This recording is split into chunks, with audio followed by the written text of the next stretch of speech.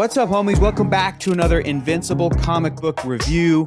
If you're not reading this along with us, you are missing out majorly because we have made it to a benchmark volume in the Invincible saga.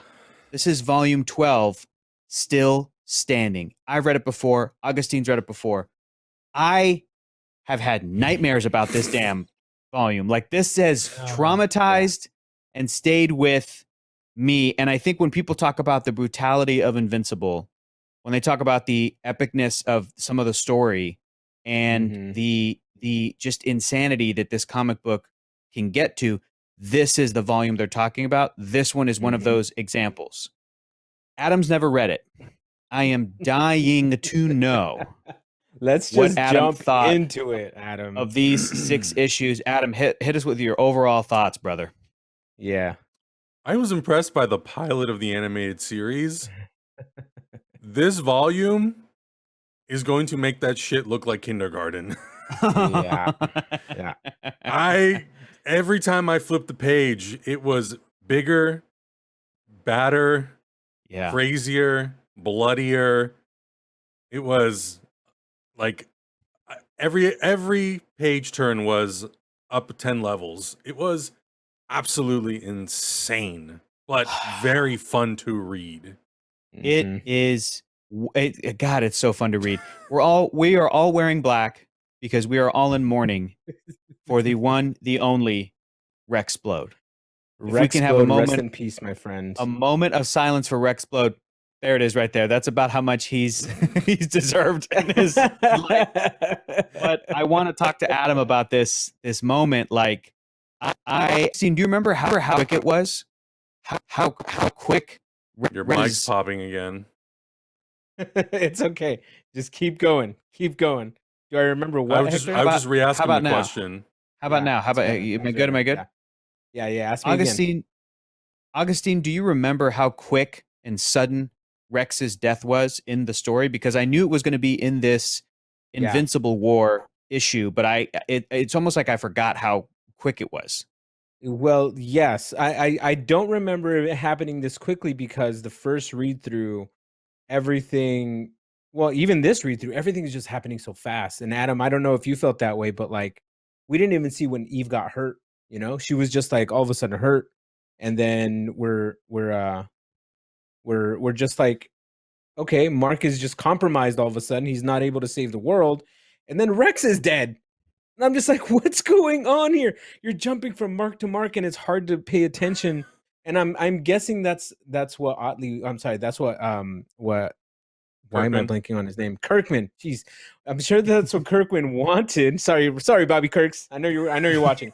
Sorry, Bobby Kirks. I'm sure that's what he wanted. He wanted to show us the chaos and the madness of what's happening, and that Angstrom is not somebody to be messed with at this point. And yeah, it was really hard. You can easily lose the fact that Rex sacrificed himself for the Guardians during that part of the story, because his skeleton, they have a little mini funeral for him, and then they move on because you don't have any time to mourn, because we got that bad motherfucker show up, dude. Yeah. Oh my God. Yeah. Oh my God. It feels so good. Well, yeah, I was gonna say it feels so good to like flip the page and see Conquest show up, and then to remember our reaction to the first episode and Conquest being in one of the pan overshots, and you guys. I don't think it's the first episode. It's the last episode, dude. Because they say that for when Invincible was, the show was like summing up all of the different elements. It was like montaging, I think, right? Montaging it. I think when he was talking to Alan the alien or something, and in one of the montages was like, the Viltrumites are still out there. Yeah. Kind of a thing. And then we saw Conquest in a lineup of Viltrumites. And you guys freaked out. And obviously I didn't have the context to understand like why. And then we get to this volume, and it's very clear why. This is like, I was super impressed with the battle between Omni-Man and Invincible. Conquest is just on another level of psycho, crazy, just... Oh my God. I don't even know how to like put it into words, but yeah, I think that was I really want to acknowledge how well the comic book was structured, this volume. Mm-hmm. It really knows, like they really did an amazing job through the art and through the writing to present every panel in a way that almost makes it feel frantic. Like I couldn't help myself but to read it really fast. Yeah, I know, me too. I was like, just like, what's going on? I was reading it so quick because I was like, I don't know, I felt like anxious reading the book. And then I read and Rex dies, and then it goes to issue 65 and we go to the funeral, and I was like, wait, so he really died. I literally went back to the first issue and I was like, I need to like consume this one more time. And then I reread it. But I think that's like a huge testament to them really understanding how to pace chaos like that. And I know I'm not the most like most read comic book person, but it was so impressive to go through all that and to feel the anxiety that I imagine those characters are feeling in that book, whether it's the Guardians or Mark or Cecil or anybody. It was insane. And then to have the moment where Adam Eve almost died or did die, pretty much on the verge of death. You must have felt like she did straight up die. I Augustine did. And I knew that she was going to come back, but he didn't, because remember, Mr. Bobby Kirk spoiled that moment for Adam. But I didn't remember it though. I didn't remember it. Okay. I didn't remember it. Good. Because we did the interview before the show even premiered. So I completely. I honestly, like, you bringing it up is the only reason I even remember it. So that was insane. I didn't remember it until afterwards. I was like, oh, no shit. This is where Robert Kirkman spoiled the comic for Adam. This is a pretty cool moment at this point. Well, because I know we've had some pretty close calls with Adam Eve, so I wasn't sure like if it would go this far. But I mean, I kind of figured if you're going to have a character like Conquest show up and literally wreck everything, then there was a good chance that somebody very close to Mark was going to die. Didn't think it was going to be Debbie. I thought maybe it would be his brother Oliver. But when Adam Eve took that crazy just blow, hand through the abdomen, yes. It was wild, man. Insane. But it was cool to see her regenerate, and they make some very dude-oriented quips about that, which I want to talk about that real quick before getting into that. That's the one thing in this volume that it's like I don't think that ages well at all. I doubt it'll even be in the animated series. I doubt it will too, especially because it feels like it's very. Here's all I'm going to say. I know superhero comics are a fantasy for the readers in terms of like you read a character and they're like, they're a perfect physical specimen. Most superhero characters are just naked figures with sort of colors to represent like skin tight spandex or whatever. Like I understand that that's part of the appeal of comic books for all audiences from the beginning of comic books. That's the human body in sort of a perfect physical form.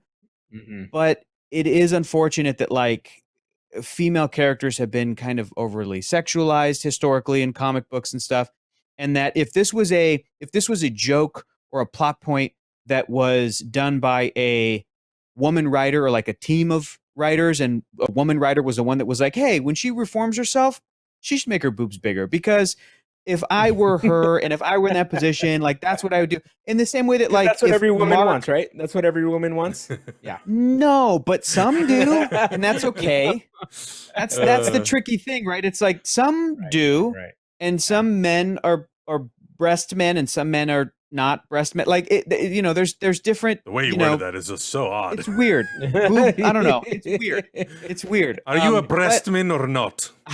All I'm saying is, if this was something that came from like a storyteller who was a woman, and she's like, no, this is something that like I would do if I was in my late teens, early 20s, and if I were reconstructing my body, I'd give myself a little something.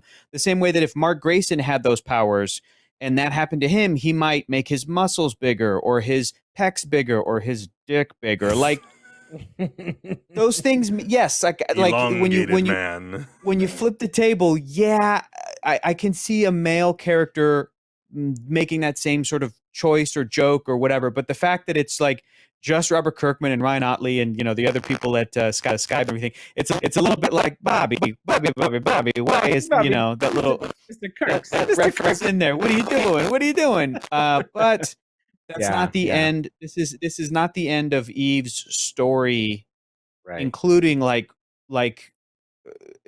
issues about her sort of appearance and stuff like that. Like it's gonna keep going, and so I'm interested to see how the rest of her story is going to read on a reread. And then again, the whole time I'm reading this, it's about how and well will they adapt this for the animated series.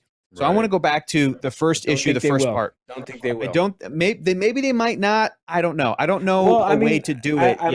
I'm just looking. There is no way to do it. First of all, like nowadays you can't make that joke. But also the last panel where they find. Okay, so here's the perfect example of what not to do. So the very last panel where they find bloody Conquest, bloody Mark, and then perfectly healthy naked Eve on the floor. Everybody in that panel is staring at Eve.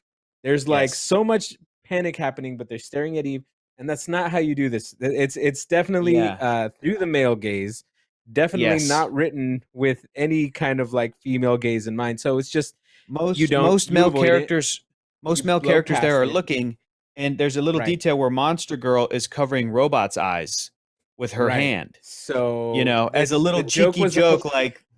Yeah, it's not the joke was supposed to be that like, look at all this chaos, but Eve's naked. Oh, not a good joke. It's like so no one would care about this naked. Yeah, exactly. I think you're right. I think you're right, man. Right. So Adam brought up the structure, and I want to try and kind of quickly go through the 6-part story that is this volume, because each one of these parts, there's something awesome to talk about. There's a whole bunch in this volume, but I want to go back to part one, which I have the single issues in the entire run from issue like 20 something till the end of it.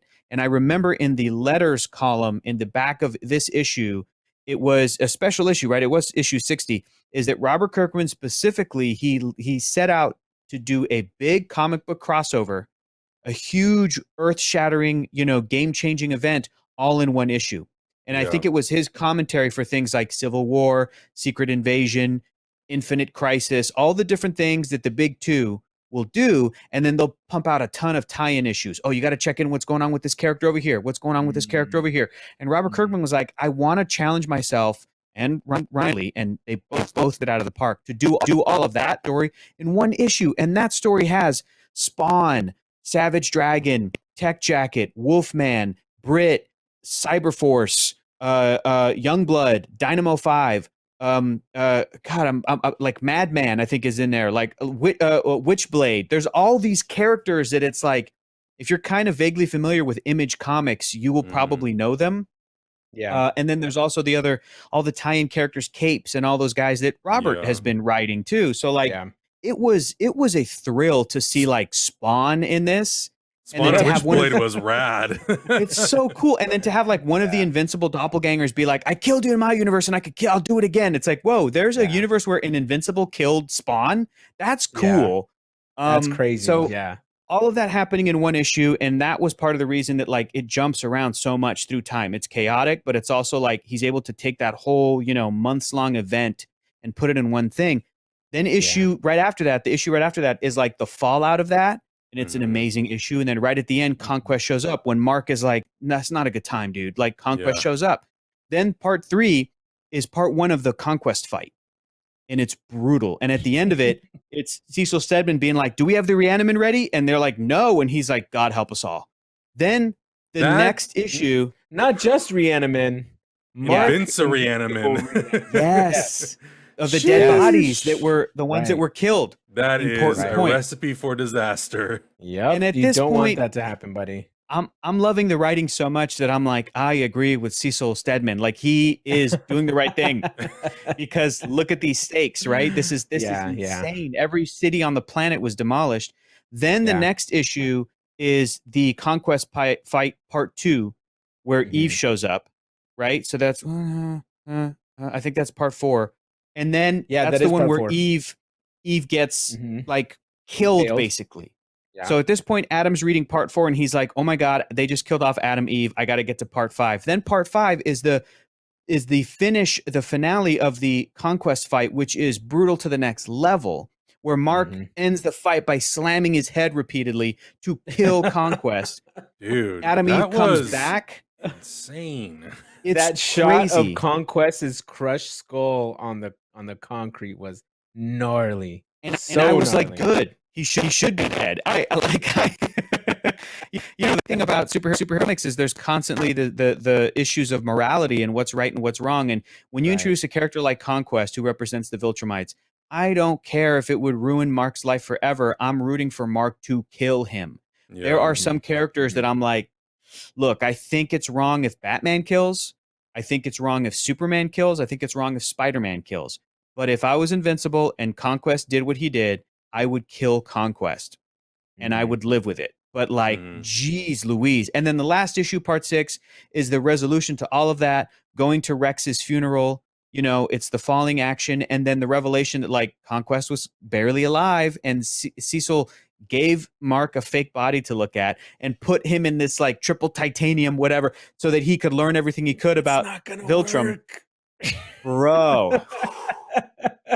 Cecil making dumb choices. Also, we had a revelation of Angstrom still being alive. Yeah. We have so Mark never killed him. I mean, the Invincible War is Angstrom Levy. And it just it shows that Mark really technically never killed him either. And now we know that he never killed Conquest. We're still like a 0 for 0. He's never killed a villain yet, technically. Right. He technically hasn't killed anybody. But also, Eve's powers aren't working correctly. Yeah, or that's right. Weird stuff is happening with Eve's powers. I left your costume on the floor folded, and then they like cut to it, and it's like weird texture pattern with a flower coming out, and I'm like, this is not going to be good. The sequids are also like forming, right? Yeah. Russ Wooten, the scientist or the astronaut or whatever, like he's slowly gathering them. Yeah, man, like Eve's parents met Mark. Not a great scenario, but that happened. There's not too much with Debbie in this volume, but the moment that she has with Mark in the hospital, I think was like a very strong, powerful moment. Yeah. Because now she's really starting to live. I think she's putting a lot of pressure on herself, and she's regretting a lot of the life choices that she has made without realizing that without making the choices that she made, Mark wouldn't be who he is. And maybe they'd be double fucked. You know what I mean? That was great. That was great. Yeah. And then the very last thing for this volume is Mark telling Oliver, "You were right, dude. Next time I see a villain that's like threatening my people that I love, I will not hesitate to kill them." And that was it makes me sad. Also, after this volume, I'm like 100% in agreement with Mark, but it bums me out. Yeah. Right. Well, I mean, he's never had to push himself to that limit, and it's just, I think at this point, Mark has fully understood the reality of what's going to happen when the rest of the Viltrumites show up. Like, Conquest is just a soldier. He's not a leader. He's not a general. Like, he's not anybody. And clearly, he's not the army. No. So, yeah, this is putting the pressure on Mark because he understands that now that was just one dude. And who knows what's gonna happen for the upcoming future now. I might have done a little cheaty sneaky peeky, and I flipped to the first page of issue 66, and I saw Omni-Man, Nolan, and Alan the Alien. So I'm like, oh, that's fine. We still have to rejoin their escapades out there. And I'm excited to go back to their story, and it's nuts because we're on issue 66 now. Of the comic book, and I feel like the comic book is going to end very soon, just based on everything that's happened. Nope. And we still have another 60 issues or something. Yeah, like there's a lot still left. And remember, I don't know exactly when it happened. Maybe somebody who's watching right now who would know could let us know in the comments below, but. At this point, Robert Kirkman does not have an end in sight. At this point, when he's writing the series as we're reading it, he intends for it to go forever, like Spider-Man. Like eventually he'll leave the title and another writer will come in, and that the character of Invincible will become as iconic as Superman or Batman or Wonder Woman or any of these characters and kind of keep going on. So, but at one point it does become like the TV show Lost, where they realized they had an end goal and then they started writing towards that. And Kirkman does eventually start to do that, but it's not happening yet. Hate to be the bearer of bad news, Adam, but we're not going to go to the next volume of Invincible next. But this may make you happy. I feel like it's appropriate. I've been waiting for us to get to this volume. Spawn. We witnessed the death of Rexplode. So now it's time for us to go back to the beginning with Invincible Presents Volume 1, Adam, Eve, and Rexplode. This is the origin Yeah. of Adam, Eve, and Rexplode, and how they got their powers, and fleshing out that early of little, the origin sneaky peek that we got in an earlier issue. So this is a full, like, it's the secret history of the famed superheroes' most beloved allies, Adam, Eve, and Rexplode. And we had to wait until now because in this paperback, in the sketch portion in the back, there's a spoiler because there's at one point something that says R.I.P. Rexplode. So I could not have us read this until we got to the death of Rex, and now we can read it and feel even worse that he's gone because it's going to make us like him more, I think. So Invincible presents Volume 1, Adam, Eve, and Rexplode. Go get that, read it, follow along with us, and fellas, is there anything else you want to say about this volume, man? Is Conquest is he the new favorite villain? Is he the new favorite villain? He's my new favorite person to hate, for sure, 100%. I'm very excited to see who they get to voice that character. Like, it needs to be someone very menacing and terrifying. I think it would be too on the nose. But in the back of the sketch section, they were talking about how this is an old guy with white hair and one eye kind of blanked out, and he has a robot hand.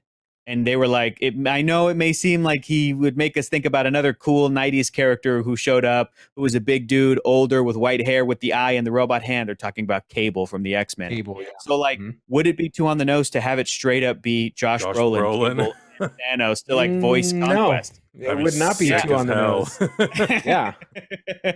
Or it would be, you get JK to do double time, and he does this old guy, and then he does the other, because he's buff. He's really buff. Swap out mustaches real quick. Yeah. Oh man. Well, whoever they get, that character, if done right, I think is gonna, like. It's just, after reading this, it almost feels like every other villain is not even a villain.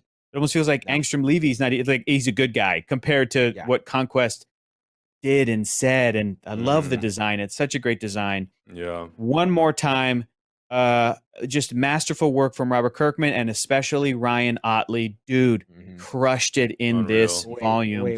Unreal Who art. was doing the colors for this? Because Ryan's art was amazing, but the colors when Conquest shows up, it almost feels like the sun is blinding you. I've never gotten that effect off of a comic book page where I kind of felt like I had to squint because the colors were so good that I felt like I was being blinded. That's great. And not only that, like some of the imagery was so powerful and some of it was done so up close that it felt it looked like a painting, but I really felt like I was looking at these characters in real life. It was unbelievable. I want to credit everybody then. Cliff Rathburn was the inker.